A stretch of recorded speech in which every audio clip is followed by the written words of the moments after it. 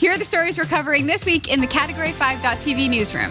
An IT worker who accidentally threw out a hard drive containing a small cache of Bitcoin has lost over $100 million because of the blunder. Investigations have been launched after a helicopter reportedly crashed when swerving to avoid a consumer drone. A Japanese company is planning to build the world's tallest wooden skyscraper in 2041 to mark its 350th anniversary. A mountain of sensitive FedEx consumer data has been exposed, and Microsoft has backported its Windows Defender Advanced Threat Protection Security Toolkit from Windows 10 to Windows 7 and 8.1. These stories are coming right up. Don't go anywhere. Whether you shop on ThinkGeek, GearBest, B&H Photo Video, eBay, or Amazon, or even if you want a free trial of Audible, you'll find the best deals and support the shows we produce by simply visiting the shopping sites you already frequent by using the links on our website. Visit category5.tv/partners for the full and ever-growing list and help us create more free content like this show. Thank you for shopping with our partners, and thank you for watching. This is the Category 5.tv newsroom, covering the week's top tech stories with a slight Linux bias. I'm Sasha Rickman, and here are the top stories we're following this week. An IT worker who accidentally threw out a hard drive containing a small cache of Bitcoin has so far lost over $100 million because of the blunder. We've reported on this a number of years ago as well, but as Bitcoin continues to grow, the time has come to revisit this. The story dates back to 2013 when James Howells, who had been mining cryptocurrency on his computer since 2009 to solve complex mathematical problems and earn rewards, dismantled the device after spilling a drink on it.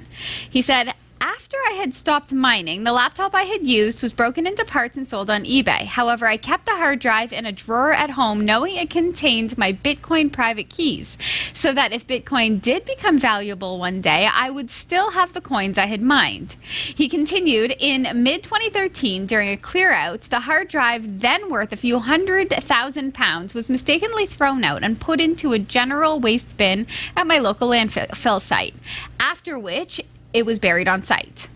The hard drive contained 7,500 Bitcoins. At that time, that amount of Bitcoin was worth about $700,000. But Bitcoin didn't stop there. Had he had not thrown away that drive, it would have amounted to over $100 million. $119,501,925 US as of last week.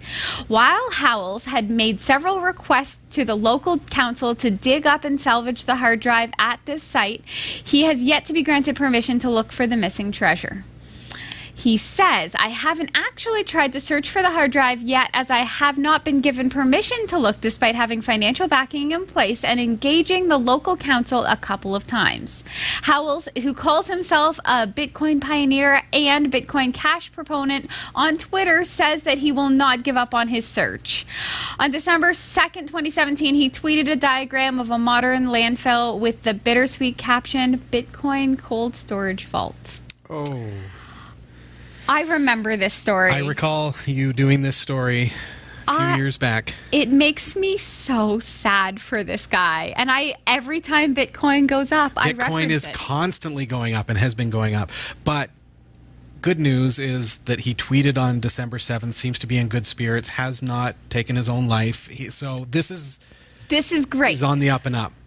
I cannot believe he's waiting for permission. Like, I feel like if this was me with $100 million, I might be sneaking in under the cover of darkness. And when you're telling this story again, I can't help but think about Shizu Yamaguchi coming on the show and talking to us about decluttering. Yeah, cleaning up, cleaning house, the Marie Kondo method. And I might be wrong in my recall on this, but I do not believe it was him who threw it out.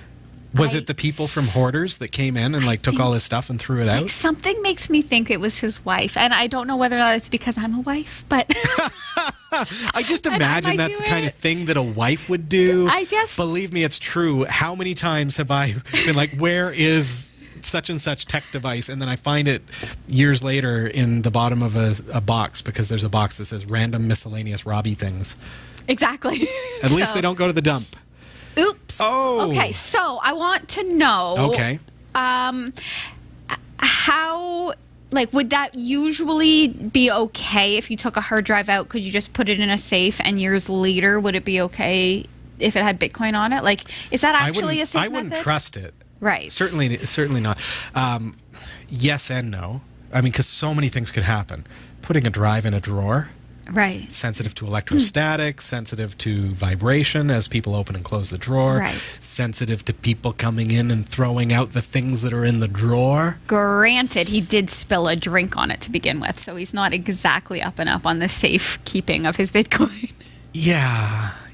Okay, so if we're going to mine cryptocurrency, first of all, you're going to get a string of words or a decryption key, a private key. This is what it was stored on that hard drive. The Bitcoin itself is not stored on the hard drive. The Bitcoin is in the internet. It's like just in the cloud? They call it the blockchain. It's in this blockchain. So many computers have that Bitcoin coded into them. But in order to access those Bitcoin, you have to have the private key. So there are Bitcoin out there that people can see that it's not tangible. But it's numbers. It's digital binary stuff. It's money. With the decryption key, though, or with the the private key, you can access that as money.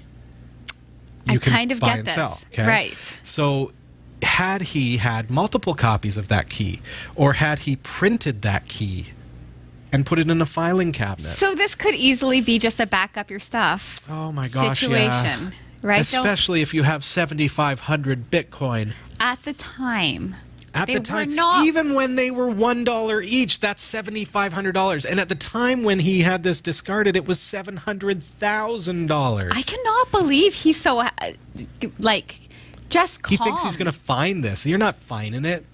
No, well, at this point, it's been so many years buried in the muck. When you buried in the muck, what do they do at landfills? They put things on top of it. And they put chemicals and types of bacteria that eat away at the things that are buried there. Right. Mm-hmm. Okay, so when it was in your drawer, it was already possibly subject to some issues. It had some 7-Up all over it, yeah. And now it's you're never... It is heartbreaking. I'm sorry, buddy. It's never coming back. If you're going to mine cryptocurrency, once you get up to a half a Bitcoin, you got to know it's time to back up your backups. Put it in a safety deposit box. Print it. Print it. When the electromagnetic pulse comes from the alien invaders, you have to have a paper copy. I will say, I hope this guy is still happily married, but if he's not, he should never say on his first date that he did this. Not a way to introduce yourself. I could be 100 millionaire. You know how we're out at McDonald's right now? I have a story for why this is our first date. I would be wining and dining you downtown. Do you want to go to a landfill and do some digging? Oh, yeah. Not a good pickup line. Investigations have been launched after a helicopter reportedly crashed while swerving to avoid a consumer drone. A trainee had been practicing hovering about 50 feet above trees on Daniel Island, South Carolina. Seeing a quadcopter flying towards them, the instructor took control but clipped a tree with the tail router, causing the helicopter to crash to the ground and tip onto its side.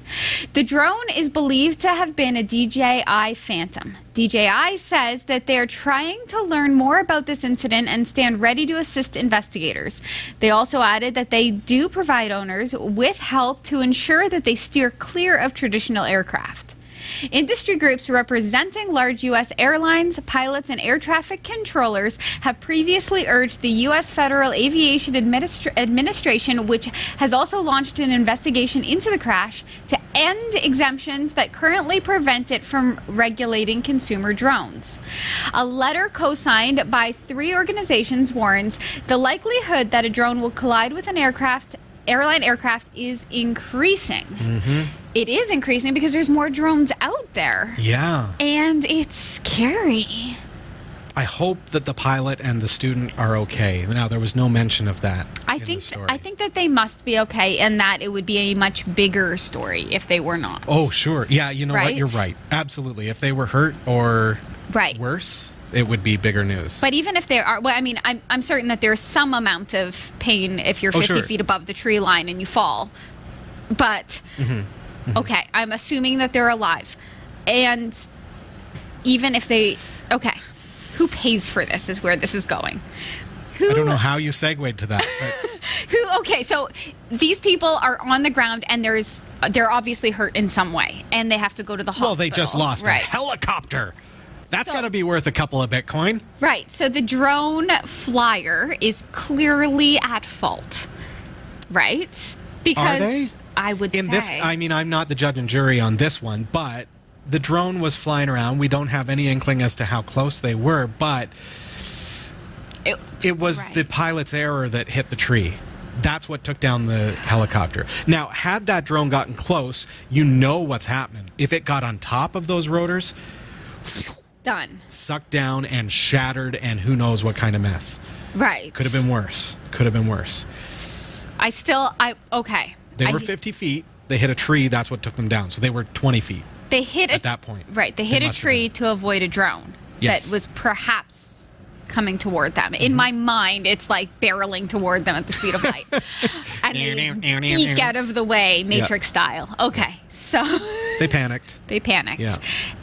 So is there insurance? Does DJI... Oh, sure. Well, not DJI, no. but the pilot instructor would have had insurance, of course, on the craft itself. Right. So they'd be covered. Now, how do you track down the pilot of the drone? Good luck there. Now, if DJI is helping, they may have GPS data, but they have been under a lot of heat for holding on to GPS data. So guess what?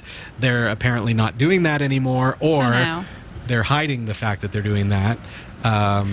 So who really knows? It does say DJI helps drone flyers avoid aircraft. Through education. Sure. So, like, when you see a plane... Oh, and through the features. Right. Like you can't fly your drone into a no-fly zone if you are a good pilot, if you're a good player. A good player does not disable their GPS and the geofencing. Right. Okay? Geofencing will stop your drone dead stop if you are approaching a no-fly zone. Some people will turn off that feature on their drone. I just had they want to keep flying. a light bulb moment. Yeah.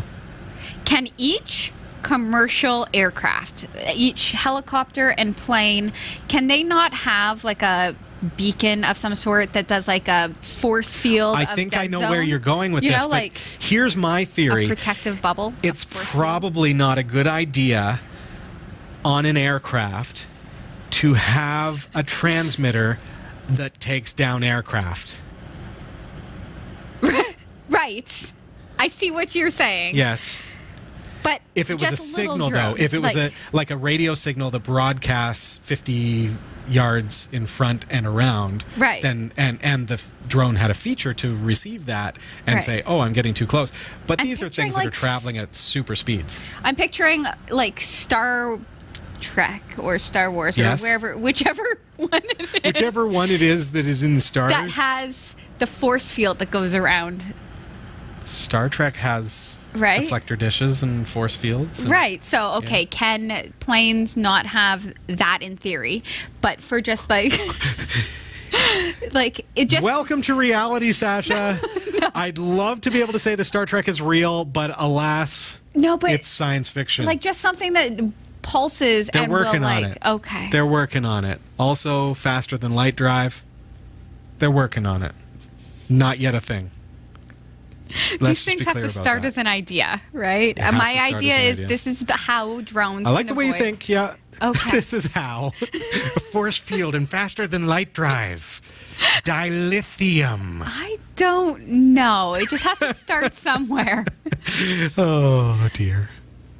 A Japanese company is planning to build the world's tallest wooden skyscraper in 2041 to mark its 350th anniversary. Sumitomo Forestry said 10% of the 70-story W350 tower would be steel, combined with about 180,000 cubic meters of indigenous wood, enough to build about 8,000 homes with trees and foliage on balconies at every level. It said a braced tube structure, diagonal steel vibration-controlled braces at the center of a 350-meter wood and steel column would protect against Tokyo's regular earthquakes. The projected cost of the building is about 600 billion yen, more than $5.5 billion US dollars, which is about twice the cost of a conventional skyscraper of the same size. But Sumitomo said that it's expected the costs will fall before completion due to technological breakthroughs. A block of student flats in Vancouver was currently the world's tallest wooden skyscraper at 53 meters, so this is about 300 meters taller than the current world holder. The W350 tower would be used for offices, shops, hotels, and homes. Neat. I love stuff That would be like stunning. this. Can you imagine? So if it's happening in that many years, right, 2041. Sure. They got a lot of time to prepare and save up. Like, they could probably plant the trees that are going to be used They'll for the wood. probably have deflectors by then. I know, right? I know. They will. We'll look back at this in 2041 and be like, Sasha was right. Sasha was so bang on with that. That girl, she knows it all. Yeah, right. How is a braced tube structure going to protect a wooden structure from earthquakes? You mentioned that it sounds like it's in the interior column. Yeah. So the interior column being set up such a way that, so you think of a building, and if a building with these trusses of wood and everything else and built to look nice, if they flex like this, then things start snapping, things start breaking. Right. So you get a truss structure made of steel tube that is like crisscross, that is really, really solid, that's not going to bend and warp and flex the same way that traditional buildings like a square building would in that kind of environment if there was an earthquake. Okay. Some may be worried about this. Sure. I don't That's think pretty I'm- tall for it. But it is steel and wood. Right. And I don't think I'm as worried in that trees seem pretty resilient. Like, you see... Oh, sure. Right? They flex in the wind. Right. And things are all right with them. I don't know if I'd live on the top floor, and I don't know that there should be any amount of cooking in said building ever in case of fire. Yeah, I kind of wonder, what kind of fire hazard is it to have a wooden structure of that magnitude? That's giant. Like 350 meters. That's half the size, a little more than half the height of the CN Tower. That's crazy. This Yeah. is significantly a non-smoking building. You have to stand in the steel trusses. You're fine against earthquakes, people. But Hopefully. match, you got some issues. Researchers said Thursday that passports, driver's licenses, and other sensitive documentation for thousands of FedEx customers were left online, possibly for years, in a blunder that left the information available to identity thieves and other malicious actors. In all, Comtech Security Center said researchers found 119,000 scanned documents stored in a publicly available Amazon S3 bucket. The photo ID scans were accompanied by completed U.S. Postal Service forms that included names, home addresses, and phone numbers of people who requested to have mail delivered by an authorized agent. The IDs are from all over the world: Mexico, Canada, European Union countries, Saudi Arabia, Kuwait, Japan, Malaysia, China, Australia, and more. The data was initially gathered by Bongo International, a company that helped North American retailers and brands sell online to customers in other countries. FedEx acquired Bongo International in 2014 and eventually changed its name to FedEx Cross Border International. FedEx shut down the service last April. The discovery of the customer IDs and other personal information suggests that not only was the information never properly secured to begin with, but FedEx officials failed to purge the data once the service was discontinued. Comtech said the information may have been available since 2009. People who used Bongo International or FedEx Cross Border International should be on alert. The incident is yet another example of why people should avoid giving over personal information whenever possible. Wow, this is a weekly story when things... Feels like that's a lot of... Now... Very, like data, you think about identity theft, what do you need? Hey, here's your photo ID up on an S3 bucket, which is basically like a spot on the web to host files. So obviously they're able to download these hundreds of thousands of ID scans. Right, so it's ID and addresses, and like it's themselves. Actually everything you need to become the other person. Oh dear. So if it was never secured to begin with, yeah, sounds like when FedEx took over the company, why wouldn't you purge? Like, why wouldn't you get rid of that? Is it hidden from them in the acquisition of the company? I have no idea. Like, how can you not? I don't know in an acquisition of that scale. Like, what if, here's a hypothetical for you. What if they just didn't realize? Like, they acquired the company and didn't realize that they were storing all this data unsafely. I would assume that they wouldn't have realized it. That's my thought. That FedEx seems like an up-and-up sort of company that wouldn't do something like this intentionally. Right, like you would, I guess, encrypt. Would that help, encrypting? Yes. I have discussions with people, and I say, what are you thinking? Like, you can't keep doing this. You can't not have a backup. You can't have all of your data stored on this one drive. You know, I'm very vocal about, hey, you need to have ransomware protection on your Windows network. Yes. You can't just use antivirus anymore. You can't use security essentials. You have to have proper protection. And whether they listen to me or not, that's up to them. Now, here's a case where did FedEx go in and did they see that that was there, and did someone be vocal about it and say, you can't do this. You can't have personal information freely available for anyone to download on S3 in a public bucket. A bucket being like, think of a hard drive that is accessible to anyone in the world. That's what this is. And they had that. Crazy. Yeah. These are the sort of people who should have had that hard drive in a landfill. Oh, boy. Are you still holding on to Windows 7? Well, good news. Microsoft has backported its Windows Defender Advanced Threat Protection Security Toolkit from Windows 10 to Windows 7 and 8.1. Now, in hindsight, looking back at our previous story, I feel bad that I said Security Essentials is not the product for you.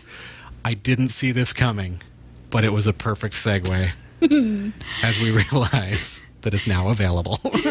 Perfect. Congratulations. The release will allow those holding out with older versions of the operating system to get the exploit and malware infection detection, prevention, and event reporting features offered by Windows 10. For enterprises, the extension to Windows 7 and 8.1 will, more importantly, allow admins to bring their older machines under the same security management and administration tools they use for Windows 10 PCs. This is where Microsoft is focusing its pitch. By adding ATP to Windows 7 and 8.1, Redmond hopes that it will convince sysadmins to add those machines to the Windows Defender monitoring systems that they use for Windows 10 devices, and in the process, prod companies toward migrating the older PCs to Windows 10. Microsoft noted that Windows 7 is still slated for retirement in January of 2020. The software giant is also looking to extend ATP support for non-Windows devices by signing up another partner for its security push. SentinelOne will be adding ATP support to the endpoint protection platform security tool it sells for Windows, Mac, Linux, and VDI. This means that administrators can set up SentinelOne to automatically pass alerts along to management consoles via ATP. I'm not a big Security Essentials fan. I like ESET, I like proper protection, but for those who are going to opt for what comes with your computer, it is good that there's something a little more robust than what's freely available right now. Yes. If you're on Windows 7. Why are you on Windows 7? Why are you on Windows 7? Yeah, I think a lot of people are still holding on to the past. It's true. And some people are stuck on hardware that doesn't support Windows 10, or some people just don't want updates crippling their computers. Right. Some people still have mullets. She went there. Big thanks to Roy W. Nash and our community of viewers for submitting stories to us this week.